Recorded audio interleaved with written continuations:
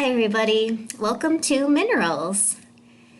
The definition of a mineral has 5 parts. Minerals are naturally occurring inorganic solids that have a crystal structure and a definite chemical composition.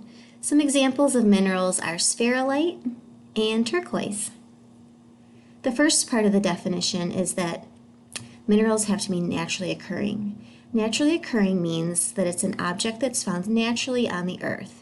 Cement and glass are made of substances from the earth, but they do not occur naturally, so they are not minerals.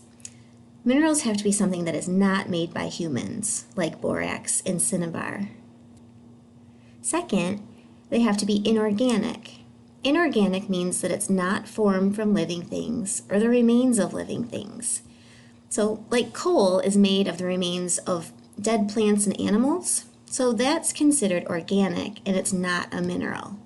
Minerals have to be something that is not made of plants and animals. In science, organic means something different than what it means at the grocery store. When you buy organic apples, that means that they were grown in a special way without certain chemicals. In science, organic means that it was once alive, and minerals can't be organic. Some examples of inorganic minerals are fluorite and talc. The third part of the definition is that it has to be solid. By solid, we mean that it's any object with a definite shape and a definite volume, so it has to take up space. So it can't be something that's liquid or gas. Some examples of minerals are feldspar and topaz. The fourth part is that it has to have a definite chemical composition. This means that it's made of an exact formula of elements or compounds, like a recipe, that it can't be changed without changing the mineral. So minerals are made of exact chemical elements. So it's something that has a certain sort of recipe of element ingredients, and if you change it, it's not a mineral anymore, or it's something different. Some examples of minerals here are quartz on the left and halite on the right. Quartz has 1 atom of silicon for every 2 atoms of oxygen, and halite is the same thing as table salt. We commonly know halite as table salt, and it's made of the elements sodium and chloride. On this periodic table, you can see that circled in black are sodium and chlorine. Those are the chemical ingredients for salt or halite. And then silicon and oxygen make up quartz.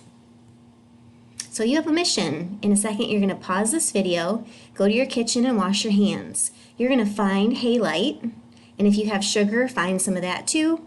Take a picture of each. Zoom in so that you can see the tiny crystals and take a picture of their shape. Analyze their shape and compare and contrast them, and then you get to eat it. After you eat them, wash your hands and then come back and resume this video. All right, you're back. Welcome. So, salt and sugar. Is sugar a mineral? Based on the definition of a mineral, does it fit the definition so far?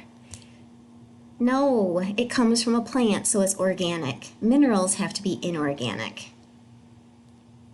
The fifth and last part of the definition of a mineral is that it has a crystal structure. This means that the elements of the mineral line up in a pattern that repeats over and over again. The repeating pattern of a mineral's particles form a solid called a crystal. Here are some different minerals. Garnet, if you looked at it under a microscope, you would see that it has a crystal structure like this. Diamond's crystal structure is different. Gold's crystal structure, and something called mica that comes, it's a common part of rocks that make up the rocks we find outside in Georgia, but it's like you can peel it apart in little sheets, and so its crystal structure is very different than the other ones. But if you made replicas, you made 1,000,000 of these little tiny crystals and you packed them all together, you would have a mineral big enough to pick up.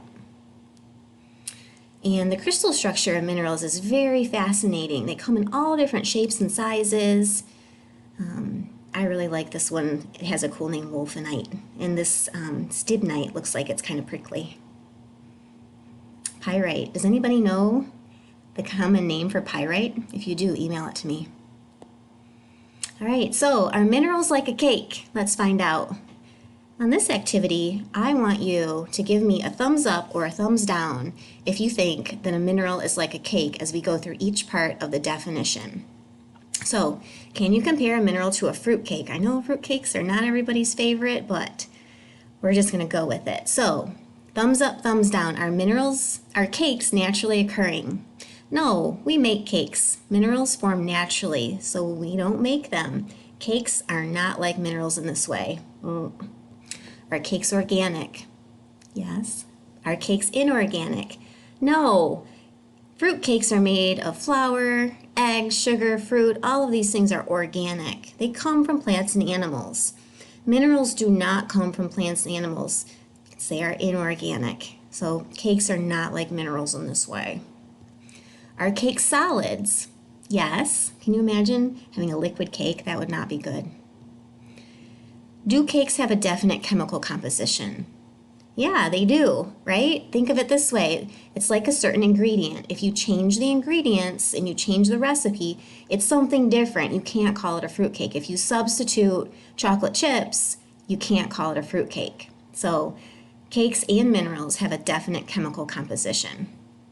Do cakes have an ordered atomic arrangement or crystal structure? No, this is not a reason that cakes and minerals are similar. However well you mix the ingredients in a fruit cake, some slices will always contain more fruit than others. When you slice into it, every piece is not exactly the same. Minerals have to be exactly the same when you break into them. Thanks, you guys. It was good seeing you, and I hope you enjoyed the first lesson of your digital learning days, and I will see you tomorrow.